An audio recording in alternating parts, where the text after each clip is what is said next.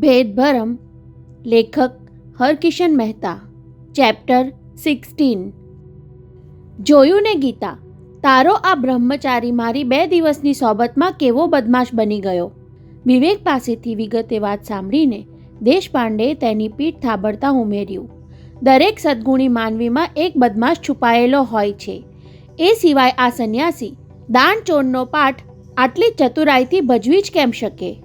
અને દરેક પોલીસ સારા માણસમાં સૂતેલા બદમાશને જગાડી સમાજની સેવા કરાવતો હોય છે. ગીતાએ ધણીને ધારદાર કટાક્ષ ભોંકાવ્યો. 2.5 કલાક પહેલાં 2,500નો ટેલિવિઝન સેટ પેલાએ લાંચ પેટે મોકલ્યો ત્યારે આપ સાહેબ દુર્વાસા ઋષિ જેટલા કોપાયમાન થઈ ગયા હતા અને ચરસના આ બ્રહ્મચારી દાણચોર પાસેથી જાહેર રસ્તા પર 2,500ની લાટ લઈ લીધી. તમારા બેમાંથી મારે કોની બદમાશીને બિરદાવવી? અરે ઝઘડાખોર દંપતી, લડવા માટે તમારી પાસે આજની અડધી રાત બાકી છે. વિવેકે કોફીનો છેલ્લો ઘૂંટડો પતાવીને કહ્યું. પહેલાં એ તો સંભળાવો કે શનિવારે જીવનલાલ જોગીના જુગારી અડ્ડામાં જઈને હું ઉઘાડો પડી જવાનો એનું શું? ત્યાં ઘૂસી તો જઈશ, પણ જઈને કરીશ શું? 2-5 હજારની હારજીત કરવાની. પણ દેશપાંડે, મને તીનપત્તી રમતા જ ક્યાં આવડે છે? ઓત તારીની!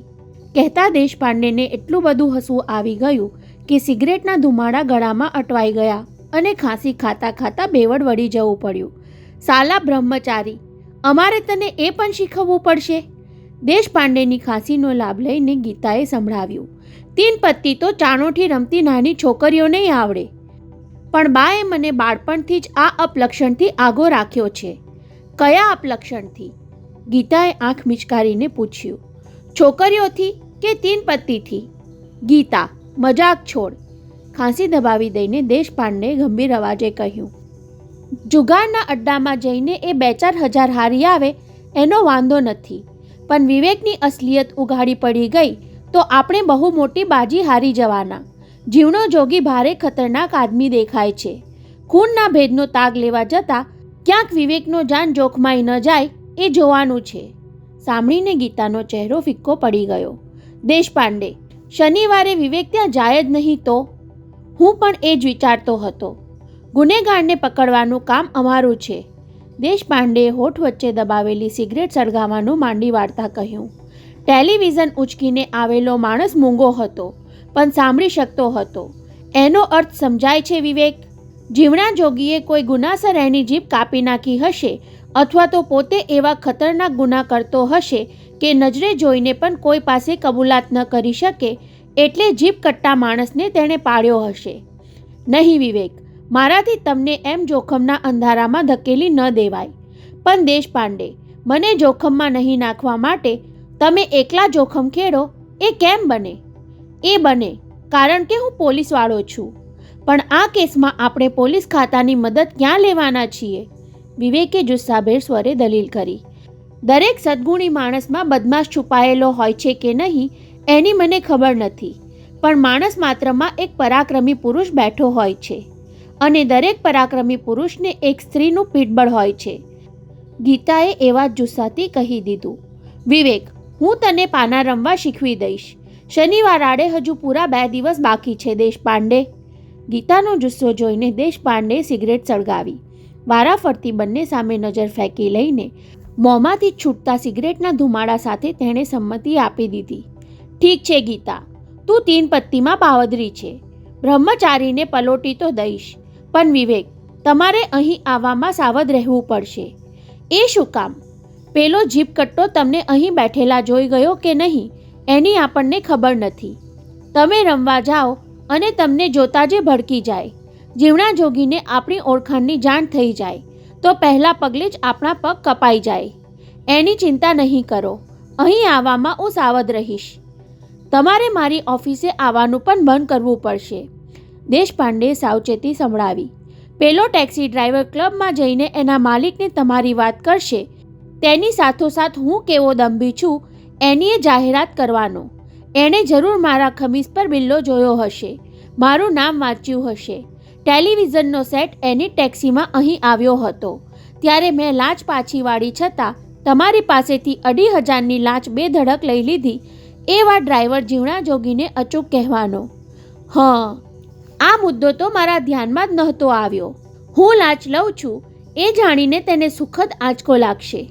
દેશપાંડે તર્કનો તાંતણો લંબાવતા કહેવા માંડ્યું, કદાચ એ મને અહીં ફોન કરશે અથવા ઓફિસે આવી પહોંચશે. તમારી લાંચ લેવાની વાત ઉઘાડી પાડવા? ના, ગેરકાયદેસર કામ કરતો દરેક માણસ પોલીસની નબળાઈ ઢાંકવામાં અને એ નબળાઈને પ્રોત્સાહન આપીને પોતાનું કામ કઢાવી લેવામાં માનતો હોય છે. એટલે પહેલાં તો એ ખાતરી કરવા માટે એકાંતમાં મારા પર આક્ષેપ મૂકશે.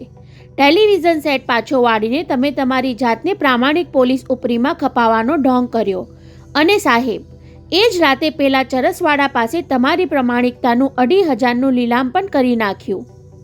મારે એની સામે થોડા અસ્વસ્થ બની જવું પડશે. માથું ઝુકાવીને કહેવું પડશે કે ટેલિવિઝન સેટ જોઈને મારા મોંમાં પાણી આવી ગયું હતું. મારી આંખો આનંદથી ઉછળવા લાગી હતી. પણ જીવનલાલ, તમે ખોટા વખતે સેટ મોકલ્યો. એ વખતે મારે ત્યાં ગોવાના એક પોલીસ ઇન્સ્પેક્ટર જમવા આવ્યા હતા. તમારો માણસ ભેટ આપવા આવ્યો ત્યારે જે સાહેબ ગોવાની મારી કામગીરીની બેફામ તારીફ કરતા હતા. પ્રામાણિકતા અને નિષ્ઠા માટે મને ગોવામાં ગોલ્ડ મેડલ મળ્યો હતો અને ત્યાંના જ એક સાથી પોલીસની નજર સામે હું લાંચ લઉં તો પોલ ઉઘાડી પડી જાય ને. એટલે જ જીવનલાલ, મારે ટેલિફોન પર બનાવટી ગુસ્સામાં તમારું અપમાન કરવું પડ્યું. દેશપાંડેની આ તર્કશક્તિ પર વિવેક ખુશ થઈ ગયો, પણ ગીતાને એ ખટક્યું. એટલે તું એ ગુંડાની નજરે લાંચીઓ બની જવા માંગે છે? ગીતા, મેલી નજરના માણસો સામે હલકા દેખાવાથી આપણે હલકટ નથી બની જતા. દેશપાંડેએ સમજાવ્યું, આપણો આ વિવેક દાનચોર બની ગયો તો હું લાંચીઓ બની જઈશ. આખરે તો આપણે પેલાને બનાવવાનો છે ને. પણ આમાં તમે મને શું બનાવવાના છો? ગીતાએ ગંભીરતા ખંખેરવા ટહુકો કર્યો. મારે ઘેર બેઠા બેઠા તમારું પ્લાનિંગ જ સાંભળ્યા કરવાનું. કેમ ગીતા? તું તો કાલથી મારી ગુરુ બનવાની છે ને. સાંભળો વિવેક, દેશપાંડેએ ફરી વાતનો દોર હાથમાં લીધો. હમણાં તમારે સિટ્રોન કાર વાપરવાની પણ બંધ કરવી પડશે. શનિવારે ત્યાં રમવા જાઓ ત્યારે તો કાર લઈ જ નહીં જતા. સમજી ગયો, વિવેકે આજ્ઞાંકિત સ્વરે કહ્યું. પેલા ટેક્સીવાળાને ખબર નહીં પડવી જોઈએ કે હું કારવાળો છું. માત્ર એટલા માટે જ નહીં, પણ જીવણા જોગીને ગંધ નહીં આવી જોઈએ કે એ સુરેખા દેવીની સિટ્રોન કાર તમારી પાસે છે. ગુનેગારોના મગજ કડીઓ મેળવવામાં પોલીસ જેટલા જ સતેજ હોય છે. અરે, ક્યારેક તો પોલીસવાળા કરતાંય એ લોકો વધારે ચતુર હોય છે. ગીતાએ વચ્ચે મમરો મૂક્યો, પણ દેશપાંડેએ તેના તરફ ધ્યાન આપ્યા વગર આગળ ચલાવ્યું. તમારી સિટ્રોન કાર આપણા કેસની હિરોઈન છે. અરે હા, એક વાત કહેવાની તો રહી જ ગઈ. વિવેક ઉત્તેજના ભર્યા અવાજે બોલી ઉઠ્યો. આજે બપોરે જ હું ગામદેવીના સન મોટર ગેરેજમાં ગયો હતો. ગેરેજનો ભાગીદાર મનોજ મારો દોસ્ત છે. આ સિટ્રોન મેં તેની પાસેથી જ ખરીદી હતી. ગઈકાલે ગીતાએ કારની સીટ પછવાડેથી પેલું વિઝિટિંગ કાર્ડ કાઢ્યું એ બાબતમાં હું તેને પૂછપરછ કરવા ગયેલો ત્યારે એણે બહુ કામની વાત કહી. શું? દેશપાંડે ટટ્ટાર થઈ ગયો. કામની કોઈ વાત કહેવાનું હવે પછી ભૂલી ન જતા વિવેક. તેના અવાજમાં ઠપકાનો સૂર હતો. કદાચ તમને કામની ના લાગે તો પણ મને કહી દેજો. બોલો, તમારા મનોજે શું કહ્યું? તેણે કહ્યું કે અકસ્માત પછી કાર રિપેર માટે ખોલી ત્યારે એક અજાણ્યો માણસ સિટ્રોનનું મિકેનિઝમ શીખવાને બહાને તેને ત્યાં કામ પર આવેલો. રાત પાડી કરીને 2 દિવસમાં કારના બધા પાર્ટ્સ ખોલી નાખ્યા, પણ પછી અચાનક ગુમ થઈ ગયો. મજૂરીના પૈસા લેવાય ફરક્યો ન હતો. એનો અર્થ એ કે કારમાં એ કાંઈક શોધવા આવેલો. બરાબર. મનોજ પાસેથી એ પણ જાણવા મળ્યું કે ગેરેજના મિકેનિક ફર્નાન્ડિઝને રોજ રાતે પીવાની આદત હતી અને પેલો કામ શીખવાના ઉત્સાહથી તેને બાટલી આપતો. સાંભળીને દેશપાંડેની આંખોમાં ઝબકારો થયો. એનો અર્થ શું થયો સમજાય છે કંઈ? આવેશમાં એ બોલી ગયો.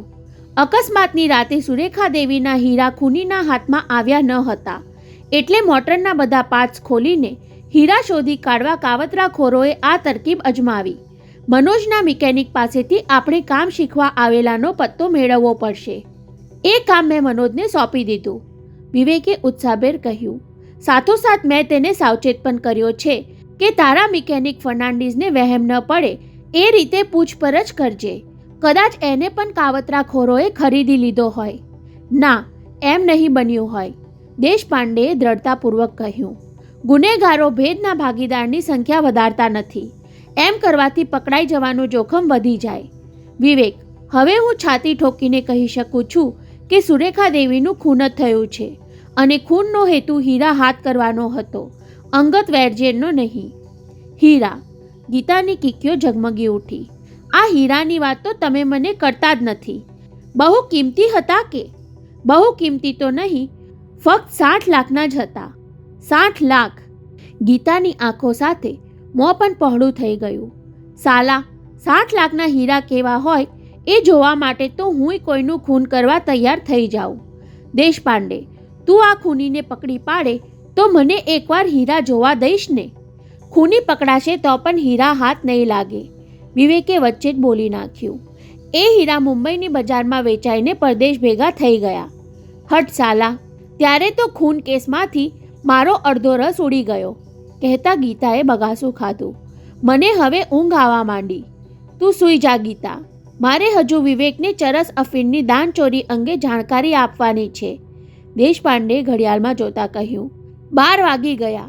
વિવેકને બધું સમજાવતા અડધો કલાક સહેજે નીકળી જશે. અડધો કલાક તો શું, અડધી સેકન્ડ પણ હું ઊંઘને રોકી શકું તેમ નથી, કહીને બગાસા ખાતી ગીતા ઉઠી. તમે બે કરો લમણાચીક. હું તો હીરાના સપના નિહાળતી ઘોરી જઈશ. અને દેશપાંડેની આંખે વિવેક દાણચોરીની દુનિયા નિહાળવા લાગ્યો. ચરસ, ગાંજો, અફીણ, હેરોઇન જેવા કેફી પદાર્થો ક્યાંથી ક્યાં, કેવી રીતે, કેટલા જોખમો અને કેટલી તરકીબો દ્વારા ચીન, અમેરિકા, આફ્રિકા, એશિયા વચ્ચે સ્મગલ થાય છે. ઉચ્ચ કક્ષાના મહાનુભાવોથી માંડીને કોલેજિયનો અને કુલી સુધીના કેટલા પ્રકારના લોકો તેમાં સંડોવાય છે. અબજો રૂપિયાની રકમમાં થતી આવી હેરાફેરીમાં માંડ 2-5 કરોડનો માલ પકડાય છે. હજારો દાણચોરોમાંથી માત્ર નીચલી કક્ષાના કેરિયરો જ પોલીસના સકંજામાં સપડાય છે. કસ્ટમના જાપ્તામાંથી છટકવા માટે કેવા આબાદ પેતરા રચવા અને ક્યારેક પોલીસને બાતમી આપી દેનારને કેવી રીતે રહેસી નાખવામાં આવે છે. સાંભળીને વિવેક ધ્રુજી ઉઠ્યો. ઊંઘને આગી ઠેલવા સિગરેટ પર સિગરેટ ફૂંકતા બોલીએ જતા દેશપાંડેએ કહ્યું, આમાંથી 1-2 કિસ્સામાં તો જુગારીઓને સંભાળજે, પછી કોઈને શંકા નહીં રહે કે આ માણસ બનાવટી છે. છેલ્લા શબ્દો સાથે તેણે ખાધેલું મોટું બગાસું જોઈને વિવેકે કહેવું પડ્યું, તમારી વાતો સાંભળવામાં આખી રાત વીતી જશે તોય ભાન નહીં રહે. તમારે પાછું સવારે ડ્યુટી પર પહોંચવાનું છે. આજ પૂરતું આટલું બસ. બોલતા બોલતા તેને બગાસું આવી ગયું અને દેશપાંડે હસી પડ્યા. મારું તો ઠીક, પણ તમારે હજુ છેક જુહુ પહોંચવાનું છે. ડ્રાઈવ કરતા જોકું આવી ગયું તો બિચારી સિટ્રોનના કપાળે બીજી હત્યા લખાઈ જશે. તો તમારે જ મારી ધરપકડ કરવાનો વખત આવે. કહીને વિવેકે ગુડનાઇટ સાથે વિદાય લીધી ત્યારે તેની ઘડિયાળમાં 1:12 થઈ હતી. દેશપાંડેની વાતો વાગોળતા વળલી વટાવ્યું ત્યાં સુધી તેને ભાન રહ્યું નહીં કે પ્રભાદેવી આવી પહોંચ્યું છે અને એક દારૂડિયો લથડિયા ખાતો રસ્તો ઓળંગી રહ્યો છે. ટટ્ટાર થઈને તેણે કારની ગતિને અંકુશમાં લીધી ત્યાં ફૂટપાથ પર તેની નજર થંભી ગઈ. વીજળીના થાંભલા નીચે હાથ ઊંચો કરીને લિફ્ટ માંગતા સુરેખા દેવી દેખાયા. શરીરમાં ઝંઝણાટી વ્યાપી ગઈ. મગજમાં ઉથલપાથલ મચી ગઈ. સ્ટિયરિંગ વ્હીલ પરના બંને હાથની હથેળી પસીનાથી ભીની બની ગઈ. બ્રેક દબાવવામાં તેનો પગ એક પણ મોડો પડ્યો હોત તો પેલો દારૂડિયો કાર નીચે ચગદાઈ જાત. દારૂડિયાનું થાંભલા સાથે અફડાવવું, બ્રેકની ચીઝ સાથે કારનું થંભી જવું અને ઝબકારા સાથે સુરેખા દેવીનું અદૃશ્ય થવું, ત્રણેય ક્રિયા ચમત્કાર રીતે એક સાથે બની ગઈ. કિધર ચલી ગઈ? થાંભલાને વળગી પડેલો દારૂડિયો પાગલની જેમ બરાડતો હતો. ઇશારા કરકે મુझे ઇધર બુલાયા ઓર ચલી ગઈ. સુરેખા દેવીના ખ્યાલમાં આવી ગંદી ચેષ્ટા કરતા એ પીધેલા પર પહેલાં તો વિવેકને કાળ ચડ્યો. નીચે ઉતરીને 2-4 ઝીકી દેવાનું ખુન્નસ ઘૂંટાયું, પણ તેને થાંભલા સાથે માથું અફાડીને આક્રંદ કરતો જોયો. એસી ખૂબસૂરત औरत हमने कभी नहीं देखी. ત્યારે વિવેકને તેની પામરતા પ્રત્યે દયા જાગી ઉઠી. સ્વસ્થ થઈને એ કાર સ્ટાર્ટ કરવા જતો હતો ત્યાં ક્યાં હુઆ નો સાથ પડતા 2 માણસો સામેના સિદ્ધિવિનાયક મંદિર તરફથી દોડતા આવ્યા. સાબ, આપને કુછ દેખા? વિવેક ગડમથલમાં પડી ગયો. સમજી તો ગયો કે એ બંને શું જોવાનું પૂછે છે, પણ સાચો જવાબ નહોતો આપવો. ત્યાં પેલો પીધેલો જ બોલી ઉઠ્યો, એ સાલે મોટર વાલે ને તો औरत को भगा दिया, मगर वो गई कहाँ? ત્યારે વિવેકને બોલવાનું સૂઝી આવ્યું. સાલો પીને ચકચૂર થયેલો વીજળીના થાંભલામાં ઓરત જુએ છે. મોટરની હડફેટમાં આવી જાત તો? સાબ, ઓરતને તો અમે પણ જોઈ હતી, પેલા બેમાંથી એકે કહ્યું. ત્યારે વિવેક ચોંક્યો. પોતાના સિવાય બીજા કોઈને સુરેખા દેવીનું પ્રેત સ્વરૂપ દેખાય એ તેને ખટક્યું હોય તેમ ઉશ્કેરાટમાં બોલી ગયો. તમે પણ આના જોડીદાર લાગો છો. મધરાતે કોઈ ઓરત આવા ભેકા રસ્તા પર થોડી ઊભી હોય? નહીં સાબ, અમે પીધેલા નથી, આને ઓળખતા પણ નથી, એકે સચ્ચાઈના રણકા સાથે કહ્યું. અમે ગપ્પા મારતા બેઠા હતા અને આ પીધેલો બાજુમાંથી પસાર થતો હતો ત્યારે જ મારી નજર આ થાંભલા પર પડેલી. મારાથી બોલાઈ ગયું. અરે, અત્યારે આ બાઈ અહીં કેમ ઊભી છે? હા સાબ, મેં પણ તેને જોઈ. બીજાએ તેમાં ટાપશી પૂરી. ધોળા કપડાં, કપાળે ચાંદલો અને સારા ઘરની હોય એવો ચહેરો. અમે એને હાથ ઊંચો કરતીએ જોઈ. उसने मेरी तरफ हाथ ऊपर किया था. પેલો દારૂડિયો માંડ માંડ જમીન પર પગ ટેકવતો આવેશમાં બોલી ઉઠ્યો. मुझे प्यारा कह के बुलाया था. परी जैसी सुंदर थी वो. परी नहीं, કોઈ ચુડેલ હશે, એકે કહ્યું. નહીં રે, કોઈ ભટકતા જીવનું પ્રેત હોવું જોઈએ, બીજાએ દલીલ કરી. જો કોઈ ભી હો, इस मोटर वाले ने उसे भगा दिया. दारूडियाए सिट्रॉन कार पर બંને હાથે મુક્કા મારતા ખીજ ઉતારી. कैसी खूबसूरत थी, अभी तक इस खंबे में उसकी महक आती है. કહેતા તેણે થાંભલા પર હાથ પસવારી પોતાની હથેળી સૂંઘી. સાલા, मैं तो पीधेला हूँ, मगर तुम सूंघ के देखो. પીધેલા માણસને આવી ચેષ્ટા કરતો જોઈને કોઈ પણ માણસ હસી પડે, પણ વિવેકને તો વસમું લાગ્યું. કહેવાનું મન થયું. બેવકૂફ, એ મારી રાહ જોતી ઊભી હતી. એને મારે કારમાં લિફ્ટ આપવાની હતી. તારી હાજરીએ એને અદૃશ્ય કરી દીધી. સાબ, પ્રેતના નામથી ડરી ગયા કે શું? એક જણે ટકોર કરી. ત્યારે વિવેકે સજાગ થઈ જવું પડ્યું. તુચકાર ભર્યું હસીને સંભળાવ્યું. હું પ્રેત બેતમાં માનતો નથી. સાબ, ભલે તમે માનતા ન હો, પણ ડરી તો ગયા છો. પીઠ પાછળ મજાક સાંભળવા મળી. સંભાળજો, નહીંતર પ્રેતના ખ્યાલમાં કોઈ જીવતાને કચડી નાખશો. થોડી વાર સુધી તેણે અરીસામાંથી પાછળ જોયા કર્યું. પેલા 3 હજુ ખસ્યા ન હતા, નહીંતર ચક્કર મારીને ફરી ત્યાં પહોંચી જવાની તાલાવેલી જાગી હતી. સુરેખા દેવીએ આટલા વખતે ફરી લિફ્ટ માંગવા ત્યાં શું કામ ઊભા રહેવું પડ્યું? એ મને કાંઈ કહેવા માંગતા હશે? જે દિશામાં હું આગળ વધી રહ્યો છું એ બાબત કોઈ સંકેત આપવા માંગતા હશે? મને જોખમમાં નહીં જંપ લાવવા સાવચેત કરવા માંગતા હશે? કે પછી પેલા દારૂડિયાને મોટર નીચે કચડતો બચાવી લઈ મને ઉપાધિમાંથી ઉગારી લેવા માટે એમણે પ્રકટ થવું પડ્યું હશે? વિવેક મૂંઝાઈ ગયો, ગૂંચવાઈ ગયો. શનિવારે બપોરે 2:45 વાગ્યે વિવેક ઓપેરા હાઉસ પર પહોંચી ગયો. આજે કોઈ પણ હિસાબે પ્રિયાને મળી લેવું હતું. ગુરુ શુક્રની બંને બપોર તો ગીતા સાથે પાના રમવામાં વિતાવી પડેલી. પહેલાં કંટાળો આવેલો, જલ્દી સમજ પડતી ન હતી. ભારે બાજી હોવા છતાં પોતે પાના ફેંકી દેતો ત્યારે ગીતા ગિન્નાઈ જતી. બબૂચક, આને પાકી રોન કહેવાય. આવા ભારે પાના તો ક્યારેક જ આવે. આના પર તો ગમે તેટલો દાવ ખેલી નંખાય. બાજી બંધ રાખીને રમવાનું તેને સાવ સહેલું લાગ્યું. સામેવાળો ખોલાવે ત્યારે પાના દેખાડવાના. ભારે હોય તો એ જીતી જાય. પણ ક્યાં સુધી બંધ બાજીએ રમવું અને સામેવાળો કેટલો જોરમાં છે તે ચકાસી લેવાની તરકીબો ગીતાએ સમજાવી ત્યારે વિવેકને લાગ્યું હતું કે જુગારમાં નસીબના બળ ઉપરાંત ખેલાડીની સૂઝ, ચાલાકી અને હિંમત પણ ઘણો ભાગ ભજવે છે. 10-12 કલાકની તાલીમ પછી ગીતાએ તેને જુગાર રમવાને લાયક ઠરાવીને કહેલું, બ્રહ્મચારી, બાકીનું તને રમતા રમતા આપમેળે આવડી જશે. જોખમમાં પ્રવેશ કર્યા પછી માણસની છઠ્ઠી ઇન્દ્રિય સતેજ થાય છે. પહેલાં 1-2 બેઠકમાં તો સામેવાળા ખેલાડીઓ તને જાણી કરીને જીતવા દેશે, જેથી બીજી વાર તું વધુ દલ્લો લઈને રમવા જાય ત્યારે તને બરાબરનો ખંખેરી શકે. બાકી મૂંઝાઈ જાય ત્યારે આ ગુરુ ગીતાને યાદ કરજે, આપોઆપ રસ્તો સૂજી જશે. પણ વિવેક તો ગીતા સાથે રમતી વખતે પ્રિયાને જ યાદ કરતો રહેલો. રોજ સવારે ફોન જોડતો તેમાં હતાશ થવું પડતું. કોણ જાણે કેમ ફોન લાગતો જ નહીં.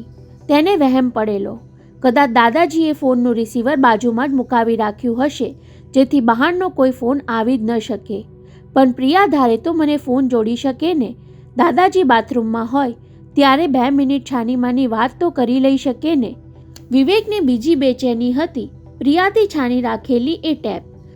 અત્યાર સુધી બુદ્ધિએ તેને રોકી રાખ્યો હતો. પ્રિયાને એ ટેપ સંભળાવાય? પોતાની માતાના ખૂનનું કાવતરું પિતાએ જ ઘડ્યું હતું એનો આ બોલતો પુરાવો પ્રિયા કોઈ કાળે સહન કરે નહીં. કદાચ સાચો માની લે તો એનો આઘાત બરદાસ્ત કરી શકશે નહીં. તેનું દિલ ભાંગી જશે. મારા માટે પણ એને અભાવ આવી જશે. વિવેક મનનો રોક્યો આટલા દિવસ તો રોકાઈ ગયો, પણ દિલ તો ડંખતું જ રહ્યું. સત્યને આઘું ઠેલી શકાય, થોડો વખત છુપાવી શકાય, પણ સદાને માટે એને અસત્ય કેમ ઠરાવી શકાય? સુરેખા દેવીના મૃત્યુનું રહસ્ય શોધવા હું જોખમ ખેડી રહ્યો છું, તો પ્રિયાને જાણ કરવાનું સાહસ કેમ ન ખેડી શકું? એટલે જ મન મક્કમ કરીને પ્રિયાને સંગીત ક્લાસમાં જતા પહેલાં આંતરી લેવા વહેલો આવીને ઊભો હતો. અને એ ગલીમાં દાખલ થતી દેખાઈ ત્યાં જ વિવેકનું દિલ જોશમાં ધડકવા લાગ્યું. છેલ્લી ઘડીએ ઈરાદો ફસકી ન જાય એનો ઉચ્ચાટ જાગ્યો. પોતાને જોતાં જ પ્રિયાની ચાલમાં સ્ફૂર્તિ ઉભરાતી દેખાઈ એ વિવેકને ગમ્યું. છેલ્લા 4-5 ડગલા તો જાણે ધસી આવી હોય તેમ દોડી હતી. વિવેક, તમે ક્યાં ગુમ થઈ ગયા હતા આટલા દિવસ? વિવેક તો સ્તબ્ધપણે એકી ટશે તેને નિહાળતો જ રહ્યો.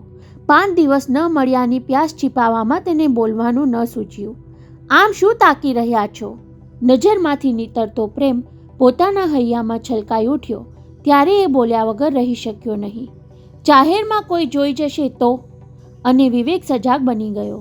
પહેલાં થોડું મલક્યો, પછી ગંભીર ચહેરે પૂછ્યું, પ્રિયા, આજે સિતાર શીખવા ન જાય તો ન ચાલે. તારે મારી સાથે એક જગ્યાએ આવવાનું છે. પણ કામ શું છે? ક્યાં જવાનું છે? એ બધું હું તને રસ્તામાં સમજાવું છું. વિવેકના અધીરા અવાજમાં જ કામની અગત્ય વ્યક્ત થઈ હતી. તને હું 4 વાગ્યે અહીં પાછો મૂકી જઈશ. દાદાજીને ખબર પણ નહીં પડે. ડ્રાઈવરે તારી કાર ક્યાં પાર્ક કરી છે? મારી કારમાં. પ્રિયાના ચહેરા પર વ્યગ્રતાની ઝલક જોતા જ વિવેકે સમજાવ્યું, નહીં, તારા ડ્રાઈવરની નજર ચૂકવીને આપણે નીકળી જવું છે. ચાલ, આપણે જલ્દી ટેક્સી પકડીએ. પ્રિયાએ આનાકાની કરી નહીં. તેના આગ્રહને ટાળી શકી નહીં. વિવેકને મળવા માટે એ પોતે જ 2-4 દિવસથી બેચેન બની ગઈ હતી. હૈયામાં અવારનવાર વિરહનો વલોપાત આંટાફેરા કરી જતો હતો. તમારું વર્તન આજે બહુ રહસ્યમય લાગે છે. ટેક્સી થોડે આગળ ગયા પછી તેને બોલવાનું સૂચ્યું.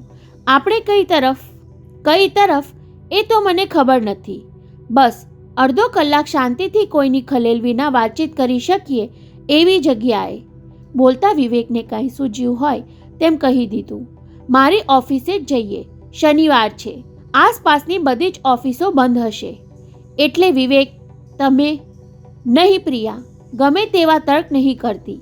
મારે તને એક ટેપ સંભળાવવાની છે જેમાં સુરેખા દેવીના ખૂનનું કાવતરું કોતરાયું છે. ખૂન શબ્દ સાંભળીને ધ્રુજી ઉઠેલી પ્રિયા વિચિત્ર નજરે તેને જોઈ રહી, જાણે કહેતી હોય, આ તે કેવી ધૂન વળગી છે તમને? રૂઝાતા જખમને ખોદવાથી પીડા સિવાય બીજું શું મળવાનું છે આપણને? ટેક્સીમાંથી ઉતરીને એ ચૂપચાપ વિવેકની પાછળ ચાલવા લાગી. સમજાતું ન હતું એ પગલાં તેને ક્યાં દોરી જવાના. સંભાળજે પ્રિયા. વિવેકે અચાનક અટકીને તેના ઉપડતા પગને રોક્યો. ગટરનું ઢાંકણું ખુલ્લું છે. ત્યારે પણ પ્રિયા વણબોલી ઉઘાડી ગટર તારવીને આગળ નીકળી ગઈ. વિવેકની પાછળ મકાનની સીડી ચડીને તેની ઓફિસમાં દાખલ થઈ.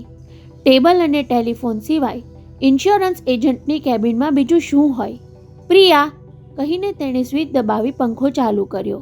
ટેબલના ખાનામાંથી ટેપ રેકોર્ડર બહાર કાઢ્યું. બેસ પ્રિયા, તું પહેલી જ વાર આવી છે, છતાં ચા કોફીનું પણ પૂછતો નથી. આપણી પાસે માત્ર 25 મિનિટ જ છે. છતાં પ્રિયા અબોલ રહી. પણ વિવેકે જેવી ટેબલ પર પડેલી ઓફિસ બેગ ઉઘાડી કે તેની નજર 100-100ની નોટની થોકડી પર પડતા જ પૂછાઈ ગયું, આટલી મોટી રકમ લઈને શું ખરીદવા નીકળ્યા છો? પણ વિવેકે જવાબ આપવાને બદલે ટેપ રેકોર્ડરમાં કેસેટ ચડાવી બટન દાબ્યું. મન મક્કમ રાખીને સાંભળજે પ્રિયા, માનવા ન માનવાની ચર્ચા પછી કરીશું. અને ટેપમાં ટેલિફોન પર વસંતજી દિવાનનો અવાજ સાંભળતા જ પ્રિયાની કીકીઓમાં કુતૂહલ અંજાયું. સંબોધન સાંભળતા જ મનમાં પડઘો પડ્યો. સુરુ, આ તો મારી માને કહી રહ્યા છે, પણ માં કેમ જવાબ આપતી નથી? માત્ર પપ્પા જ બોલતા સંભળાય છે. વસંતજી દીવાને દેશ છોડી જવાના શબ્દો ઉચ્ચાર્યા ત્યારે પ્રિયા ધ્રુજી ઉઠતી દેખાઈ.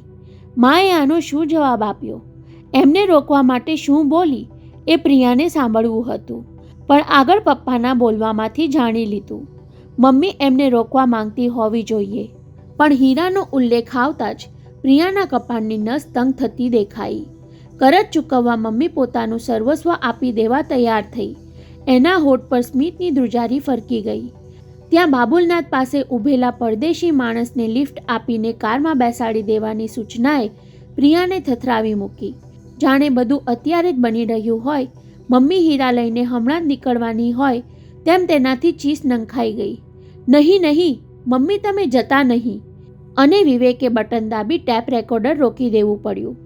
આવેશમાં પ્રિયા બે દાંત વચ્ચે હોઠ કરડતી, આંસુ છલકાતી આંખે છાતી પર હાથ દાબીને પીડા જીરવી લેવાની કોશિશમાં ટેબલ પર ઝૂકી ગઈ હતી. તેની વેદનાએ વિવેકને વિહવળ બનાવી દીધો. એ માતાના મોત પર વિલાપ કરતી હતી કે પિતાએ રચેલા ખૂનના કાવતરાથી કમકમી રહી હતી. પોતે કોઈ ગંભીર ભૂલ કરી બેઠો હોય, પ્રિયજનને પીડવાનો ગુનો કરી નાખ્યો હોય તેમ પસ્તાવાના સ્વરે માંડ માંડ બોલી શક્યો. દિલગીર છું પ્રિયા, તને આ ન સંભળાવત તો મારો આત્મા ડંખતો રહેત, અને હવે સંભળાવવા બદલ હૈયે ડંખ ચંપાય છે. છતાં એ બોલી નહીં એટલે પાણીનો ગ્લાસ ભરીને તેની પાસે મૂક્યો. હળવા હાથે તેનો વાંસો પસવાર્યો. પ્રિયા, તને સંભળાવ્યા વગર ખાતરી કેમ થાય કે આ અવાજ ખરેખર વસંતજી દીવાનનો જ છે? અને પ્રિયાએ ગરદનને ઝટકો આપી તેની સામે જોયું. એની નજરમાં રોષ હતો કે રંજ, એ સમજાય તે પહેલાં તો પ્રિયાએ સાડીના પાલવથી આંસુ લૂછીને અંતરના ભાવ પણ ભૂસી નાખ્યા. તેણે 2 ઘૂંટડા પાણી પીધું ત્યારે વિવેકને આશા જાગી.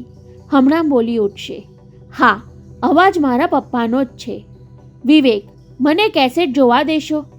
જરૂર, કહેતા તેણે રેકોર્ડરમાંથી કેસેટ કાઢીને તેના હાથમાં ધરી દીધી. કેસેટ બંને બાજુ ફેરવીને પ્રિયા તપાસવા લાગી એટલે કહેવું પડ્યું, નહીં, એના પર કોઈનું નામ નથી. મને એ કોણે આપી એ જાણવા જ માંગે છે ને? નહીં વિવેક, એક દિવસ માટે હું આ કેસેટ રાખવા માંગુ છું. પ્રિયાએ વિનંતી નહીં પણ માંગની ઢબે કહ્યા પછી નરમાશથી ઉમેર્યું, મારી પાસે ઘેર પપ્પાના અવાજની એક ટેપ પડી છે. 5 વર્ષ પહેલાં મારા બર્થડે પર એમણે દિલ્હીથી ફોન કરેલો. પોતે જન્મદિવસની પાર્ટીમાં હાજર રહી શકે તેમ નથી એનો ખુલાસો કરીને મને આશીર્વાદ આપેલા. એ બધું જ મેં ગમ્મત ખાતર ટેપ કરી લીધું હતું. ફોન પરના એ અવાજ સાથે આને હું સરખાવીને જોવા માંગુ છું. વિવેક તેની સામે જોઈ રહ્યો. તેણે તો માન્યું હતું કે પ્રિયા દલીલ કરશે, ઝઘડશે, આ કેસેટ ક્યાંથી આવી અને કોણે શા માટે આપી એ બધી પૂછપરછ કરશે. પણ તેને બદલે તેણે અવાજ સરખાવી જોવા માટે માંગણી મૂકી. એનો અર્થ શું કરવો? પ્રિયા આટલો જલ્દી આઘાત પચાવી ગઈ કે પછી? વિવેક, હું જાણું છું આ કેસેટ બહુ જોખમી છે. એ કોઈના હાથમાં ન જાય, ખોવાઈ ન જાય એ માટે બહુ સાવધ રહેવું પડશે. પ્રિયા અટક્યા વગર બોલી ગઈ, બસ એક જ રાત માટે મને આપી રાખો. ત્યારે વિવેક ઇનકાર ન કરી શક્યો. જરૂર લઈ જા, પણ દાદાજીના હાથમાં ન જઈ પડે એની ખાસ ચીવટ રાખજે. એ તમારે મને કહેવું પડે? આભારવશ નજરે જોતા એ બોલી અને અચાનક ઘડિયાળમાં જોવાનું યાદ આવ્યું હોય તેમ ઊભી થઈ ગઈ. ઓહ, 3:45 થઈ ગયા. મારે જવું જોઈએ. મોડી પડીશ તો ડ્રાઈવર સંગીત ક્લાસમાં પૂછપરછ કરવા જશે અને મારી ગેરહાજરી પકડાઈ જશે. ચાલ, હું તને મૂકી જાઉં. કહેતા વિવેકે ટેપ રેકોર્ડર ફરી ટેબલના ખાનામાં ગોઠવી દીધું અને બેગ ઊંચકી લઈ ઓફિસને તાળું લગાવી પ્રિયાને દોડતો નીચે ઉતર્યો. ફૂટપાથ પર પહોંચતા જ પસાર થતી ટેક્સીને હાંક મારીને રોકી.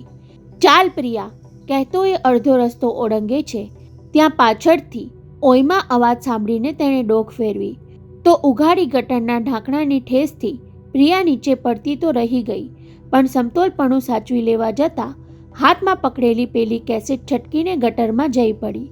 જાણે ગટરમાં ગરકાવ થઈ ગયેલી કેસેટને પકડી લેવા માંગતો હોય તેમ વિવેક ધસી ગયો. પ્રિયા પણ કોઈ મહામૂલી ચીજ ખોઈ બેઠી હોય તેમ ભયભીત ચહેરે ગટરના અંધકારમાં તાકી રહી. ત્યાં શું કર્યું પ્રિયા? ધારદાર નજરે પ્રિયાની સામે જોતા તેણે દાંત ભીસ્યા. તેની આંખોમાં પ્રિયાને સાફ સાફ આક્ષેપ વંચાયો. તે જાણ કરીને કેસેટ અંદર નાખી દીધી. ત્યારે પ્રિયાની આંખો ક્ષમાની ચીસ પાડતી હોય એટલી બધી પહોળી થઈ ગઈ. વિવેક ગેરસમજ નહીં કરતો. જાણી જોઈને મેં ફેંકી નથી. મારો ઈરાદો એવો ન હતો. મને માફ કરી દે વિવેક. ટેક્સીવાળાએ હોર્ન ન માર્યું હોત તો બંને આ રીતે ક્યાંય સુધી એકબીજા સામે જોતા રહ્યા હોત.